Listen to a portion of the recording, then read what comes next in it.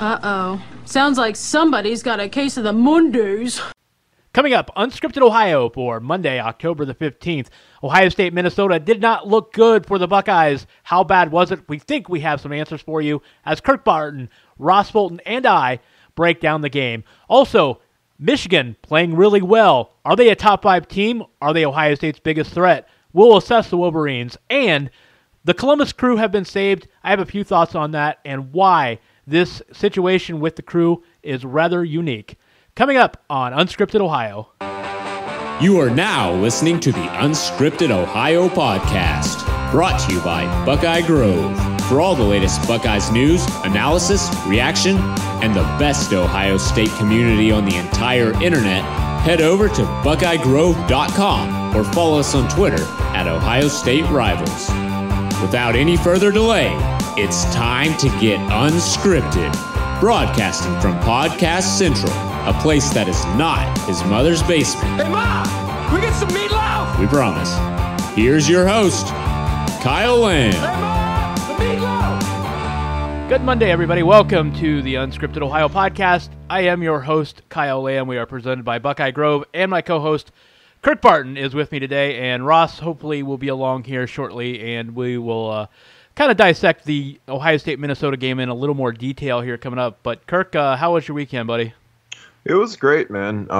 Enjoyed the game. Had a productive day work-wise, and it was good. I'm just happy that the team won. I've been in the survive and advance mode for a while because, as we saw Saturday, there were a lot of teams that didn't survive, and as long as you got the 0 in the loss column at the end of the year, that's all that matters to me. So on today's show, like I said, we will break down Ohio State, Minnesota here coming up. You mentioned something that I do want to talk about first, and that is, it was kind of a non-survival Saturday in college football, and it's weird. We have one of these days every once in a while. Every year it seems like we have one of these days where teams just start going down in games that we weren't expecting, and it's kind of what makes college football so fun to watch. And it was no exception on Saturday as we saw, West Virginia go down at Iowa State. We saw Georgia get, pummeled in Death Valley against LSU. Texas almost lost to Baylor. Notre Dame struggled with Pitt. I mean, it was just a crazy day. Of course, Washington lost to Oregon. Ohio State certainly has flaws, and we'll talk more about them later on. But I want to get your take on, how concerned should Ohio State fans be right now, especially given the context of, these other teams, their flaws are exposing them pretty badly to the point where they're losing to unranked teams, Michigan State beating Penn State and Happy Valley. So where in the grand scheme of things should Ohio State feel about these Buckeyes right now? I think there obviously should be some alarm.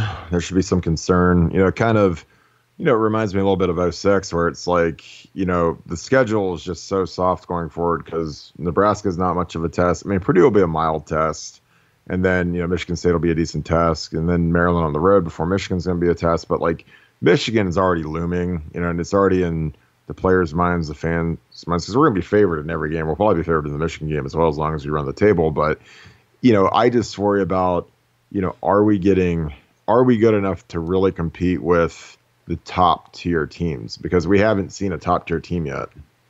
Go ahead. No, I was just thinking about that. And actually, I'm kind of sitting here wondering what constitutes a top tier team right now, because outside of Alabama, 3-3. Everyone thought TCU was going to be like a signature win, but they've got 3 losses now, so it's like that's kind of taking the shine off of that one a little bit, and it's tough, and we're just fortunate we're not in the SEC where.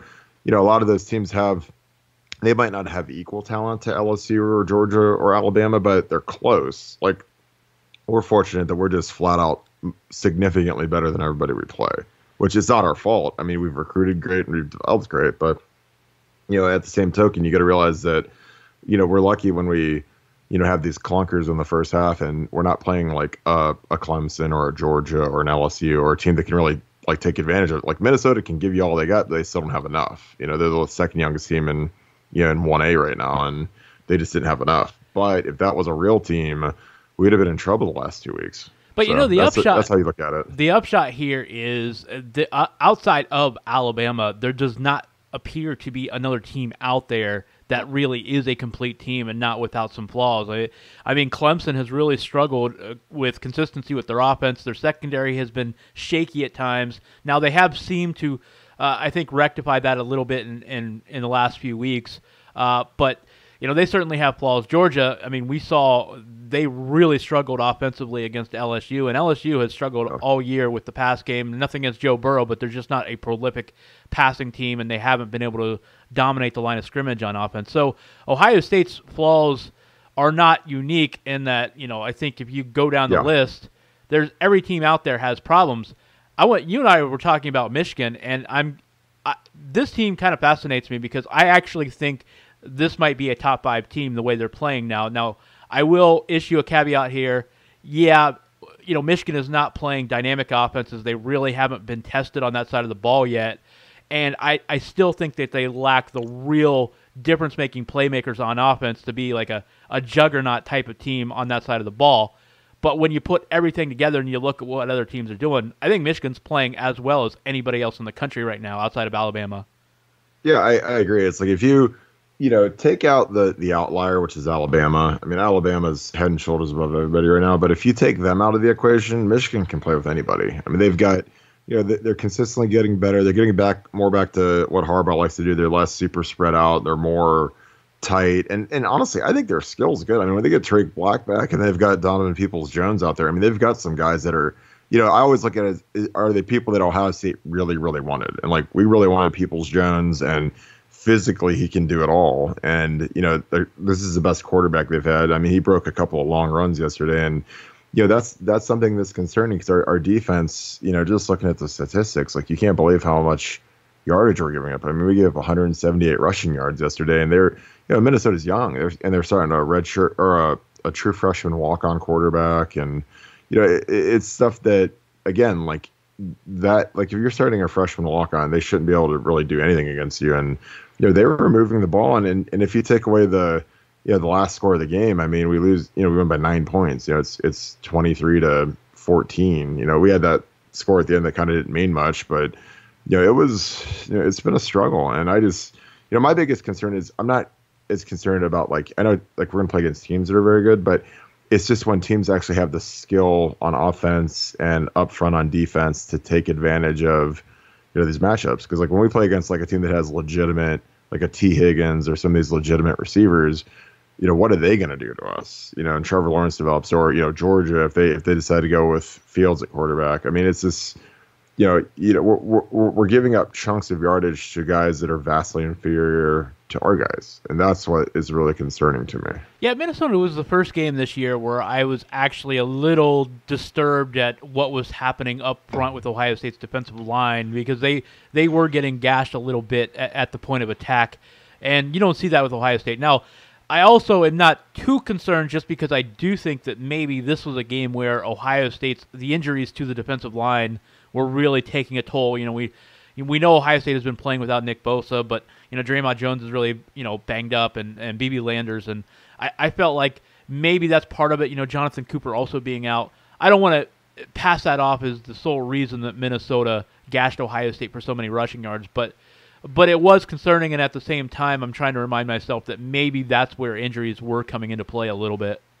Well, yeah, I mean, we almost gave up 6 yards a carry, that is really, that's a disturbing trend. That is something that really is bugging me right now, because especially when, again, they're young, they're playing a quarterback who's a freshman walk-on. So, it's one of those things where if you take out his sacks, I mean, we literally gave up 6 yards a carry yesterday, and that's not an Ohio State defense. And, it's just something that the guys got to take pride in and they got to get better at, whatever it is, if it's the fits, if it's the effort, the technique, whatever it is. I mean, and then on the flip side, we only averaged 2.9 a carry, which, in the Urban Meyer era, when we've had games where we've averaged like 7 yards a carry, and to average 2.9 is like, it's pretty eye opening. And so there's a lot of stuff to work on. And, I'm sure that the Woody Hayes is going to be pretty warm with Coach Meyer walking around, because I know how he is when we play a game like that, and it's not going to be pretty. So this is something, I posted on Twitter and on the Horseshoe Lounge on Buckeye Grove on Saturday. So looking at the last 4 competitive games that Ohio State has had, those being TCU and Penn State and Indiana and now Minnesota, in all 4 of these games, Ohio State gave up close to 300 or in some cases over 300 yards in the first half.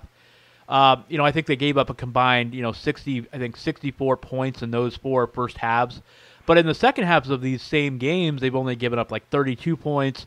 And, the yardage has gone down to an average of about 150 per half in those 4. So we have a clear trend here of Ohio State coming out, playing miserably on defense in the first half, but really kind of riding the ship at halftime. And in the second half, whatever they're doing is causing them to give up only 8 points per half in the second halves of these games, and the defense being a lot better.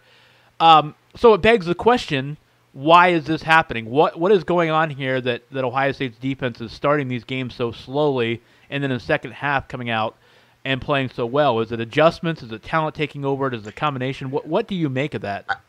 I think it's both. Again, it's a thing where I just feel like that there's a thing with kids, and I dealt with it even when I played, where it's like, kids look at the jersey and they look at the star rankings of the guys they're going against, and they just don't get up, and the converse is Minnesota knows that, all these guys that want to play in the NFL, they know that, the tape that those guys, that every NFL scout's going to watch is how did they do against Ohio State and how they do against Michigan. So it's like, a team like Minnesota comes out and it's like their Super Bowl, and we come out and it's like, all right, let's just get through this and get to the game. Because I've been there. We played, like Akron, and we were like, it was like 3-2 at halftime, and it was pathetic, But it's like one of those things where you have to, somebody has to step up and lead, and that's the thing that I wonder about right now, because obviously, Dwayne's got to be a leader because he's a quarterback, but he's also a sophomore, so it's like, who really are the leaders of the offense? I mean, I know that obviously we have wide receivers that are captains, but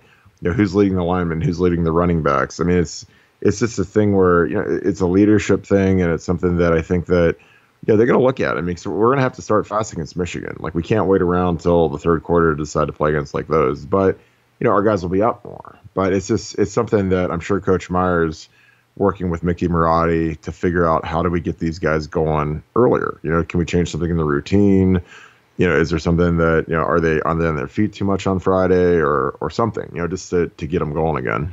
Well, and I wonder too, could it be a mindset thing where, in part at least, where, defense especially, you've got to really be, mentally engaged, and because the want to is so big in playing defense successfully. You got to have guys going 100% on every play. And I just wonder if it's easy to get complacent if you've got the mindset on defense that, hey, we're better than Indiana or we're better than Minnesota, and if you come out and not take those teams seriously, and you can say all the right things, and it may appear you're taking them seriously, but mentally you may not be in that place. And it just seems like Ohio State has kind of come out with a ho-hum attitude, the last 2 weeks especially against Indiana, Minnesota, and just, maybe they weren't giving their best shot, as the game started, and all of a sudden they punch you in the mouth a few times. It's like, wait, maybe we got to take this seriously. And as the game goes on, that tends to happen, and they wake up and start playing with more emotion. Yeah, and that's something that happens. And I mean, these guys, they know they've got a bye week in 2 weeks, and a lot of them are going home. They're going to go see their families, going to get to go to their high school game. And, it's like, it's kind of like counting down to like spring break kind of in the middle of the season. So, I worry about the bye week. I worry about them going to West Lafayette, to be honest, because it's, that's a sleepy, it'll be a little better because it's going to be later in the afternoon. It's not going to be a noon game, but like, that place is like, we played there at noon before, and I lost when I was coaching there in 2011, and it's just like, it's sleepy. There's like, the stadium's half full, and then, Purdue shows up and beats on you, and their offense it's pretty good. And I just worry about the mentality of where we're at right now. And, the fact that, despite the fact that we're 7-0, we're undefeated, and we're going to be moving up in the polls in all likelihood, it's just not good enough right now. I think our throwing game is obviously as good as I've ever seen, but it's at the expense of the running game and being better in the in the red zone, in the low red zone, in short yardage. There's a lot of stuff that has got to get fixed. Because we're struggling up front. Obviously we can pass block, and we've got guys that when they catch it they can take it the distance, but we've got to get a lot of things fixed before we play Michigan, or it's going to be a sad day. That discussion has come up. I want to ask you about it. Like with, the passing game being as prolific as it is right now, but there's such a discrepancy as the run game has struggled. And, some of it is the fact that, Ohio State has not been able to account for those extra guys in the box because they don't have a running quarterback this year. And it's not Dwayne Haskins' fault that the run game is struggling, but not having that added dimension is definitely a contributing factor. Is there, it begs the question, would you change anything given how well the pass game is going for Ohio State? Would you change anything if you had the opportunity, or is this still worth it given how prolific Haskins has been as a passer? Well, I think that, you really have to focus on improving, up front, the combination blocks have got to get better. Our guys have to, learn when to let go and not get a holding call. Our running backs, they can run hard. They can pour the ball. I mean, especially like, JK, I mean, he puts it up in there. But, I get not running into a stacked box, but I think that we've been so throw happy that, I worry about if we've played in some bad weather, but if we get in like some really bad weather and we can't throw the ball, then it's going to be a concern. Because I always feel like the running game translates into winning because, if you can run the ball, play defense, and if your defense is struggling, like their best friend is the running game because it just keeps them off the field. It gives them a chance to get a blow and get some rest, and they just don't have to play as many snaps, because when you're shorthanded and your rotation's short and these guys are going to play a bunch of snaps because we're throwing it and we're, whatever. I just feel like, when you run the ball and you don't go hurry up and you just burn some clock and you keep the defense off the field, I think that could be a big help, especially like when we played at Michigan in 2007, I mean, we didn't throw the ball in the second half a single time because it was pouring rain. It was like snowy rain mix, and it was impossible to throw the ball. We threw it like 3 times, and the one was a pick, so we just literally ran it every play. I heard this, this observation last week, and I can't remember where I heard it, so I'm not going to be able to give any credit to the person that mentioned it. I think it was on the radio somewhere, but I remember hearing it. I wanted to get your take on it as an offensive lineman because I thought that was fascinating. I had never thought about this.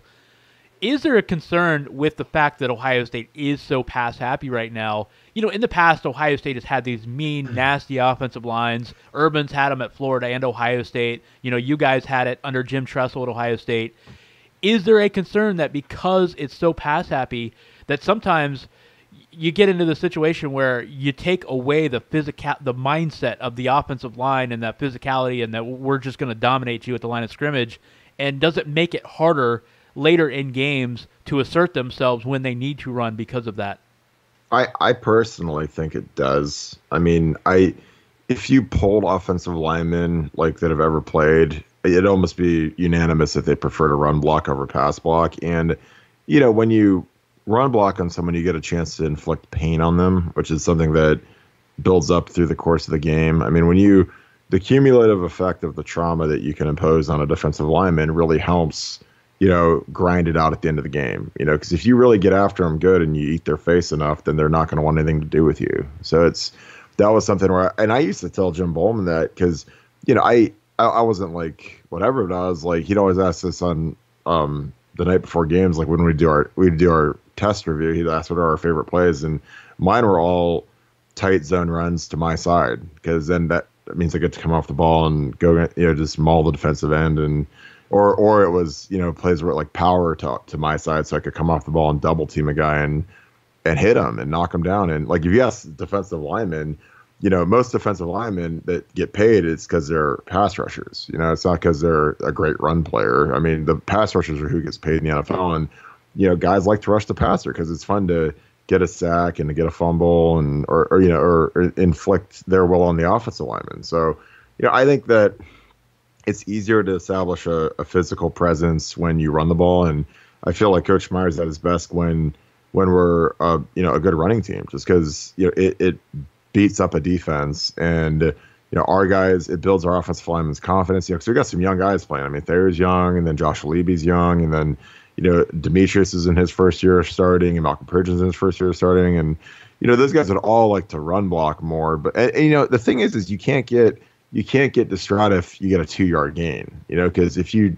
run that a few times and you get to inflict that pain, then those 2-yard gains turn into 7-yard gains later, because they just it's like if you're a boxer, you don't just go after headshots, you throw jabs and body blows, and eventually the hands come down, and then it opens up the knockout shot. But I'm a big believer in the running game and the ability to just really punish a defense, and again, it inspires confidence on the offense, because when you run the ball on a team, there's nothing more demoralizing. I love throwing it everywhere and hitting these deep shots. Those are great, but that doesn't demoralize the defense. It usually demoralizes a cornerback. But when you run the ball, that's all 11 guys getting knocked back, so to speak. So that's my piece on it. I kind of wonder if it wouldn't be good for Ohio State to get back to that screen game a little bit, because it just feels like it worked against Penn State. And I know there's a time and a place for it, and it's better against pressure. But with so many guys in the box, I feel like it could work for Ohio State, and it gets the lineman a chance to get downfield and find somebody to hit and get your juices flowing a little bit. Well, yeah, and it gives J.K. Dobbins space in the open field.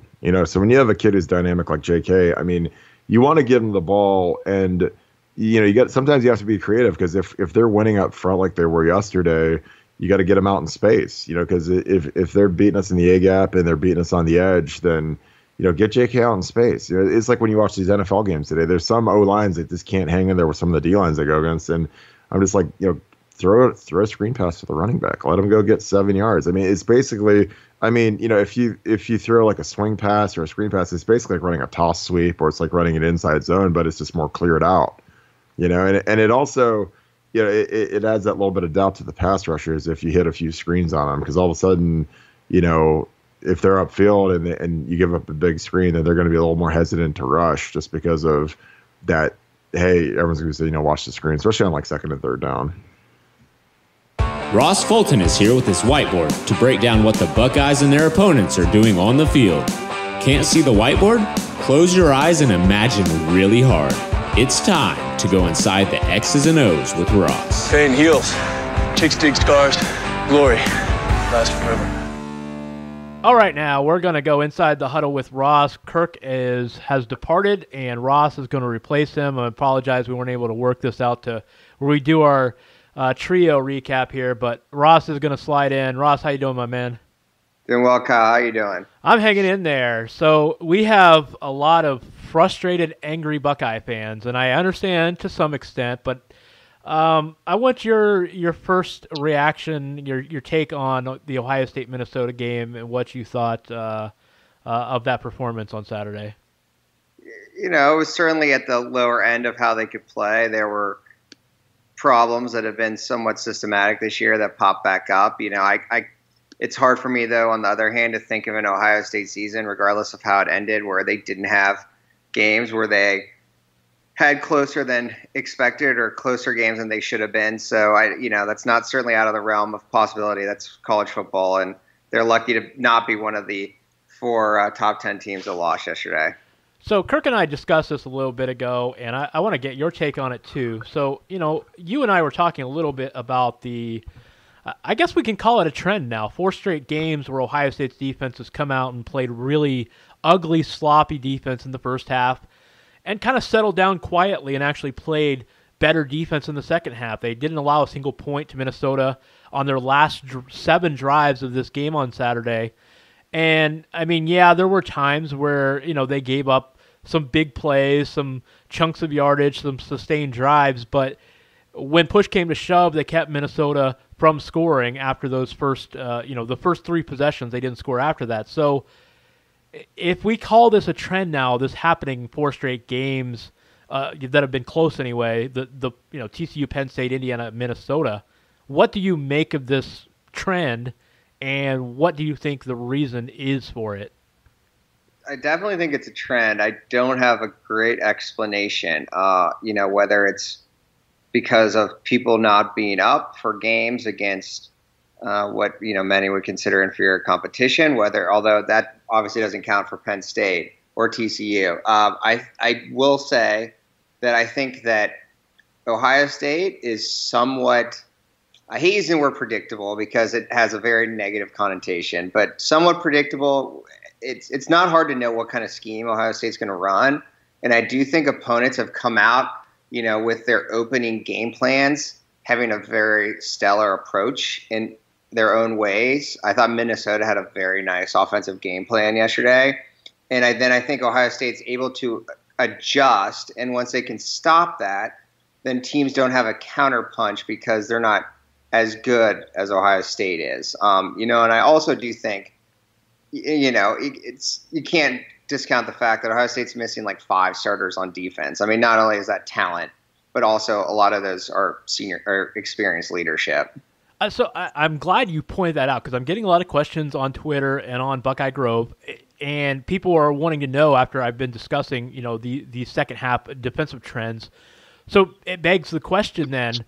So if Ohio State is basically going into these games with their base defense and teams are adjusting or teams are preparing for that and game planning for that, and it's not working at the start, it does beg the question, are there adjustments that maybe Ohio State could or should be making going into the games, anticipating that, or are they just saying, let's see how the game goes and we'll adjust if we need to?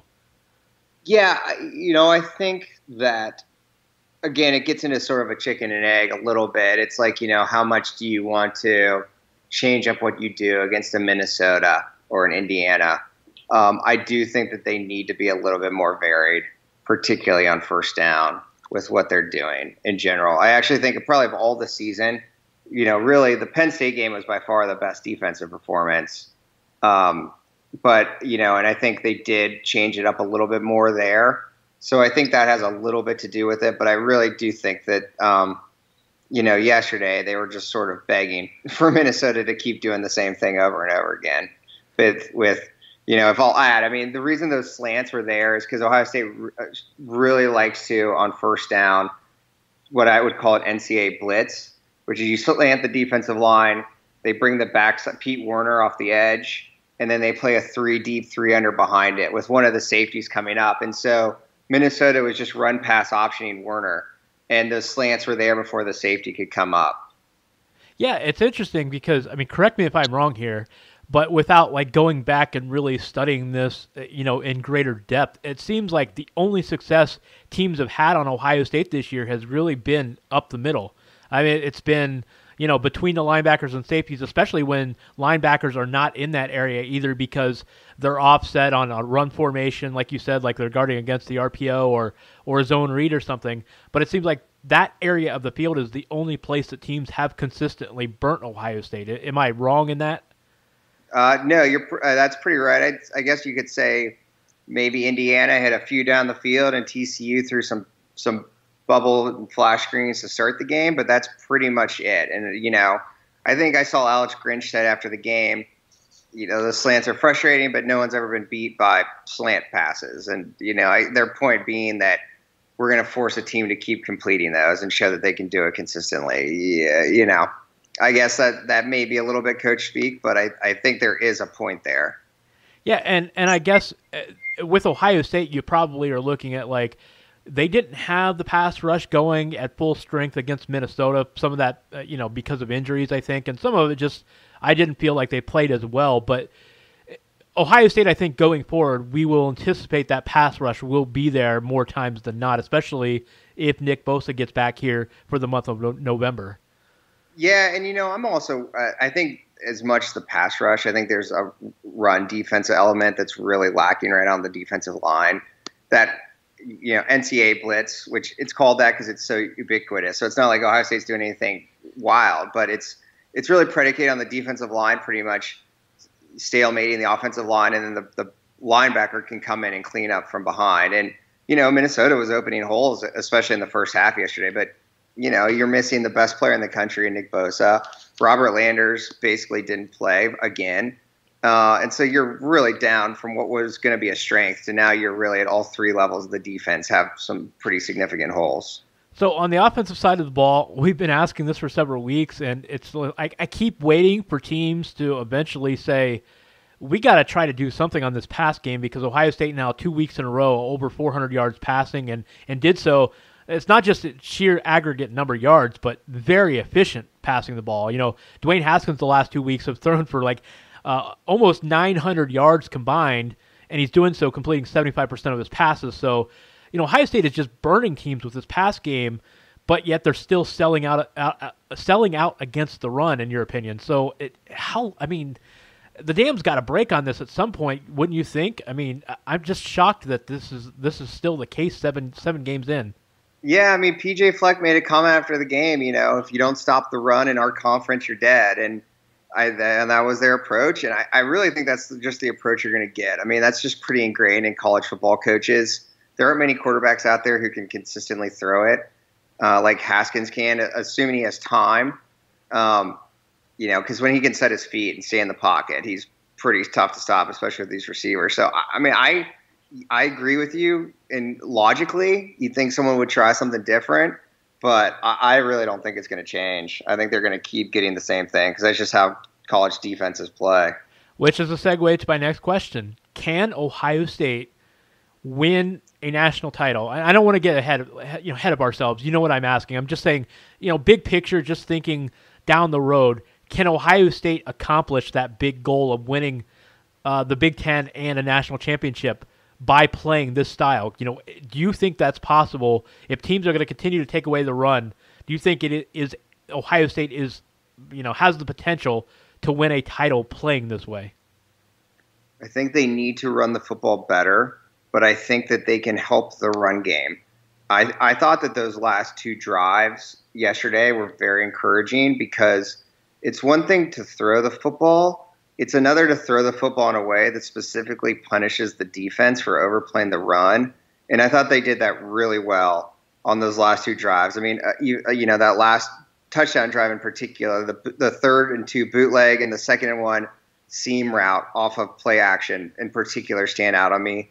Throwing to guys, because what's happening is teams are cheating those, what I would call an overhang or alley defender, the guy who's over the slot receiver or the tight end in against the run and not respecting those guys as pass receivers, which is why, Paris Campbell and KJ Hill are wide open all day. On top of being very good players. But so, you want to put those guys in run pass conflict on those rundowns with hard play action. And, I think if you keep doing that, even doing it just is going to slow those guys down, even if they're supposed to play the run.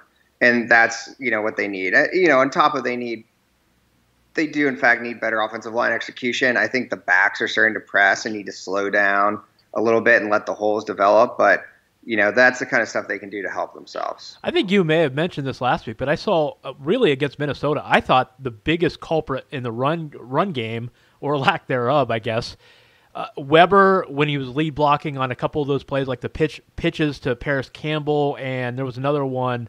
I can't remember who the other one was I was thinking of, but I know Rashad Berry was guilty of this too.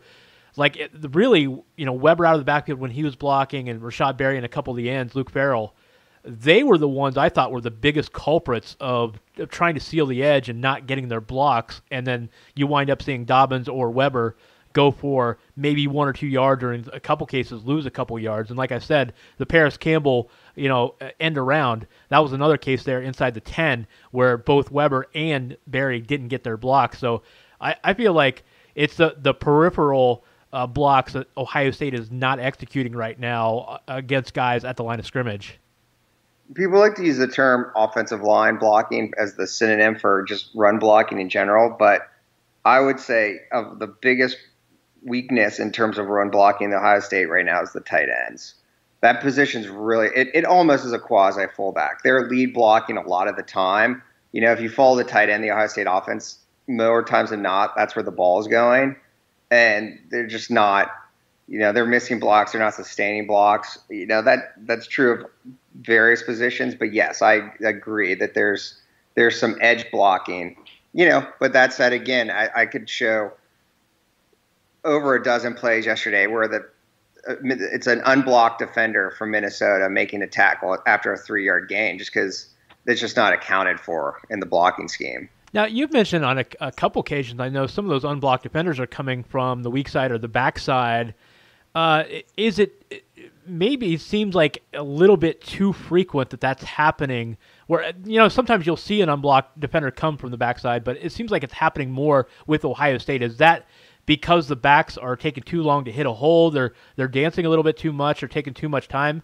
Or is that is that pretty common in your opinion? It's happening way too much. To me, it's a scheme issue. If you have an unblocked guy making a tackle within 4 yards, it's kind of on the play call, and it's a problem. The problem is that when you're in the shotgun and your quarterback isn't a runner, where the halfback and the tight end align give you a lot of clues as a defense as to where the ball is likely to go. So, because you can only go so many directions from an offset halfback. So, and those guys are coming off the back edge. In previous years, Ohio State would read them. They would swing around the tight end and block them, or they'd run a lead quarterback outside zone the opposite way around them. And you could go both directions with the quarterback running or the halfback running. You can't do that anymore. So you lose some of the advantage of being in the shotgun and bring in some more disadvantages. So a little bit it's an issue with being a shotgun 100% of the time team with a non-quarterback run threat. And so, to answer your original question, again, that goes back to they just have to do things that make defenses continue to pay for bringing those kind of guys off the edge, whether it's a screen game, the quick game, play action, seam routes to Hill and Campbell, etc. So one other thing I want to ask you here before we wrap things up, Ross, I thought for the most part, when you throw 400 some yards with efficiency 75%, you're doing a lot of things right in the pass game, including pass protection. But I did think the edge pass protection yesterday, especially, we know Isaiah Prince really struggled, had a terrible game, but I thought both tackles did not do very well on the 5-step drops. Ohio State's offense seems so heavy on 3-step drop this year because they throw a lot of short passes. I think they're among the NCAA leaders in percentage of passes inside of 10 yards. So Ohio State really does a lot of short passing. But my concern is, like a game like yesterday, it didn't matter because they were hitting on the 3-step drops so well. But if we get into a game against a Michigan State, a Michigan, Wisconsin, or whatever, where they have to have more 5-step drop passing and longer, shots downfield, I think a game like yesterday is a little concerning with that, with the fact that the edge pressure was a little too heavy. Do you agree with that? Yeah, the Coughlin, the kid from Minnesota, is a very good pass rusher. So, when you're throwing that many times, you're going to probably give up a few pressures. That said, that's obviously another concern. And some of that was Minnesota then pinning their ears back in obvious pass situations because Ohio State wasn't running the ball very well. And, I think that Ohio State, again, could do some things with obviously they've used the screen game effectively this year, but also with draws as well, running and pass downs and passing and run downs. One last thing I want to ask you. Have you had a chance to see Purdue very much this year? Little bit. So, my stance is, look, Purdue is a good offense, and I'm not trying to sound like they're a paper tiger and that you shouldn't be taken seriously, because I don't think that at all. They can definitely score points. But I'm curious your take on this as we look ahead, Ohio State-Purdue on Saturday. My take is they're kind of an east-west passing game, and they're really about getting guys in space and out on the edge, and that's not something that Ohio State has really struggled with a lot. TCU did do it in the first half, especially, of that game, but I don't see that being a recipe for success. So I'm almost thinking with Purdue's lack of established running game this year, I think people are maybe overplaying the threat that Purdue is for Ohio State this week. I'm just curious your take as we do a quick wrap up on that. People never overreact, right? I think people are overreact. I think Purdue is a good team. I think Jeff Brom's a very good coach. I'm sure they'll have a good game plan. I doubt very much that Ohio State will shut them out. That said, I do think, just like last year, no one really thought that Ohio State was only as good as they performed against Iowa. Every year there's variance in performance week to week. I think that this week, everyone will be telling Ohio State how terrible they are for the entire week.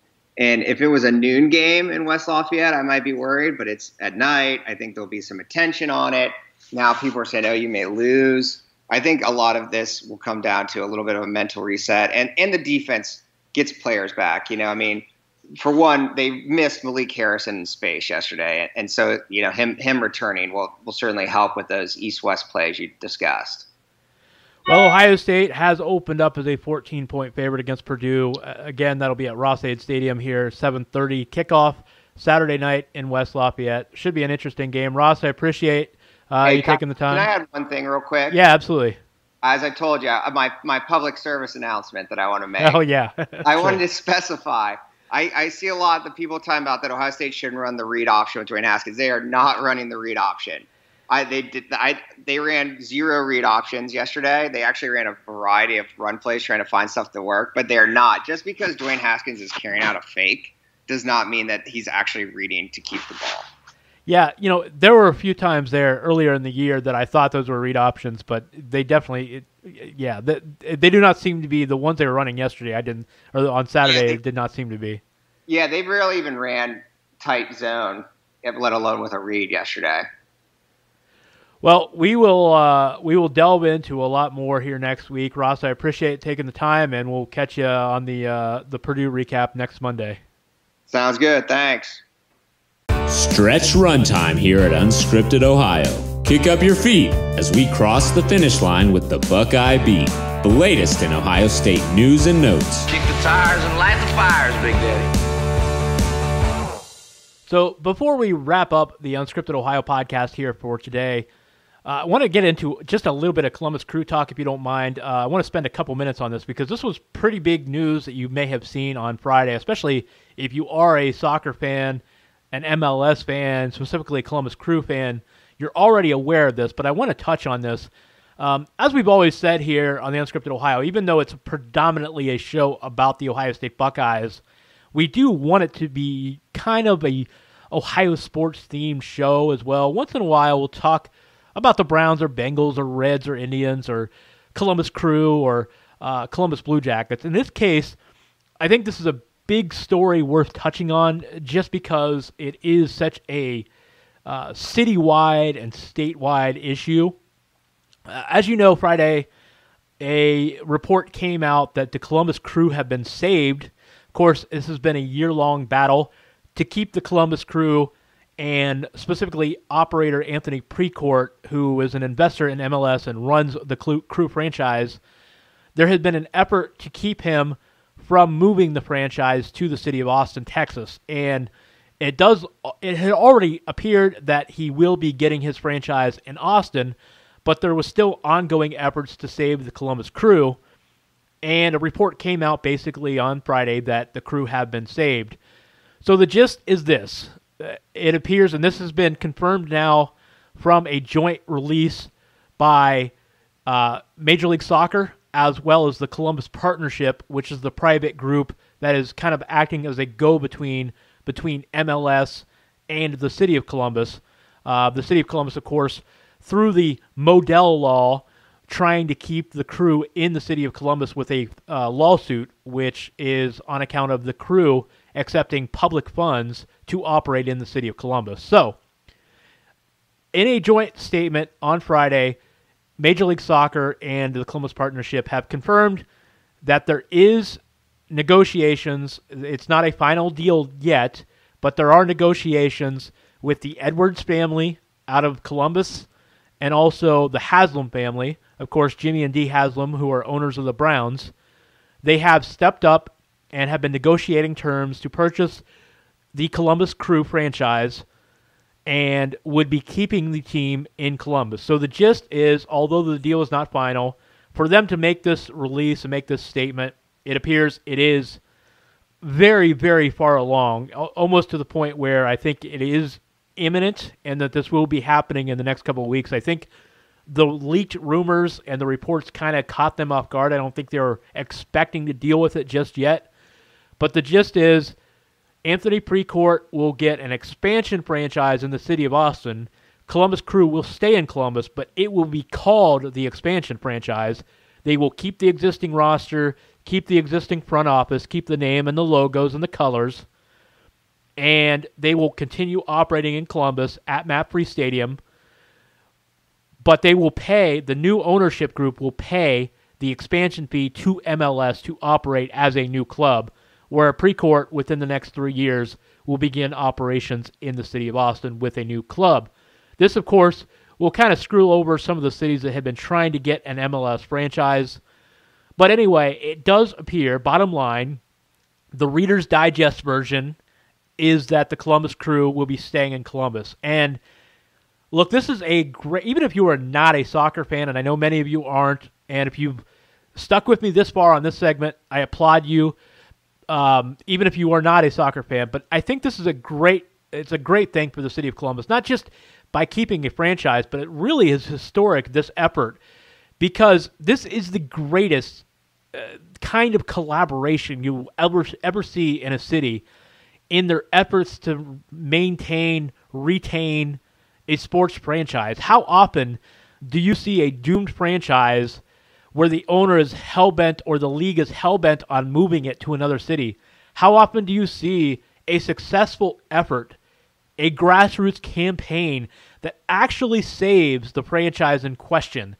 And I think this is a beautiful story for sports fans in Ohio because it gives hope that a community can rally together and take pride in what they own. They took ownership of the Columbus Crew franchise, and by city leaders, city officials, public and private officials, business leaders, fans, all coming together and taking little parts in this campaign, they were able to save the Columbus Crew. And I think that is just absolutely a heartwarming story here for the city of Columbus.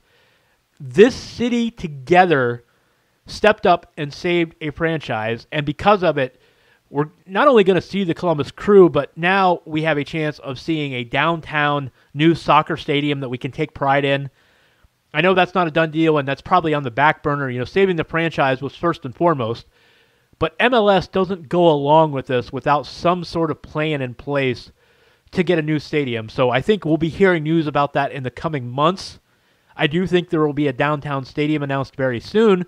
And as a byproduct of this, by the way, I think it's pretty clear you're also going to see a Columbus Crew practice facility built. And I think this dual-purpose facility is going to become, in my opinion, the future training camp home of the Cleveland Browns. It's been very well reported, very well publicized that the Browns, and especially Jimmy Haslam, have been interested in moving training camp and OTEs to the city of Columbus. It almost happened this past year, actually. And I think part of that is because that they want to brand the Browns and market them a little bit more in the city of Columbus. Columbus is heavily Browns fans, but it's kind of impartial. There are some Bengals fans too, and there are some people that are just indifferent about the NFL. I think Haslam is trying to take advantage of the city of Columbus and grow the Browns fan base a little bit more. So those negotiations had already been taking place between the Browns and the city of Columbus the past couple years. They had been talking about building a recreational facility where the Browns could host their training camp. And it just made perfect sense for this to come together where the city of Columbus and the Columbus Partnership are able to negotiate with the Haslam family for this joint ownership group along with the Edwards family. But also, it just so happens that, hey, by the way, we can purchase the Crew, build a practice facility, and then move the Browns to that practice facility as our training camp home. So I think all of this is coming together. I think it's a great deal for the Columbus Crew just on its face, the fact that they will stay in Columbus most likely. But also it's going to be an interesting byproduct that the Browns may wind up having their training camp moved to Columbus. I think this is a win-win. And I know there are some Browns fans, the traditionalists, that say this is a bad move, they should stay in Berea. But look, it's not like Columbus is taking the Browns franchise away. I think the Browns, and I'm a Bengals fan, so I say this, with no skin in the game. I think this is a great move and the right move for the Browns. It's not just the city of Cleveland. The Browns fan base extends well beyond the geo-fence that surrounds the city of Cleveland. The Browns are very much a Columbus thing as well. And so I think this is great for the Browns. It's great for the city of Columbus if that does indeed happen, as I think it will, I think Haslam will use this opportunity to bring the Browns to the city of Columbus and train in July and August and that sort of thing. So we'll see if that happens, but bottom line, great thing for the city of Columbus, great thing for Columbus Crew. They have been saved, it appears, and the Crew will stay in the city of Columbus, and hopefully we'll now see a new state-of-the-art soccer stadium built in downtown Columbus in the near future. So that is my Columbus Crew moment. I appreciate you taking the time to hear that out. I think it's important if you're a sports fan in Columbus in the state of Ohio, I think that's great news. And although I'm not a diehard Crew fan, I myself will now look to purchase some tickets in the future to appreciate and applaud the efforts that kept them in the city of Columbus. I will definitely patronize the Columbus Crew as much as I can going forward. Coming up on Friday, we will preview the Ohio State-Purdue game. GoldenBlack.com's Brian Newbert, he is editor of that site and covers Purdue on a daily basis here on the Rivals Network. He will be along as we preview this game where I mentioned Ohio State is a 14-point favorite against the Boilermakers, 7:30 Saturday evening in West Lafayette. Also, hope to talk to Mark Gibler here, recruiting analyst of Buckeye Grove, as we get into another recruiting update, long overdue. Haven't spoken with him in a couple weeks. So we have all that coming up and more, but that will be on the Friday podcast. Of course, you can catch me on Twitter at KYLAM8. You can catch the podcast every Monday and Friday on BuckeyeGrove.com. Find, follow, subscribe on iTunes, Google Play, SoundCloud, or Stitcher. And please do not forget to rate and review us. We definitely appreciate the listenership and appreciate patronizing and supporting the show. So thanks for giving me a listen, everybody. We'll catch you again on Friday. Have a great week, and go Bucks. You can get new episodes of Unscripted Ohio on Mondays and Fridays exclusively at BuckeyeGrove.com or anytime on SoundCloud, iTunes, Google Play, or Stitcher. Be sure to subscribe to stay up to date on all things Ohio State.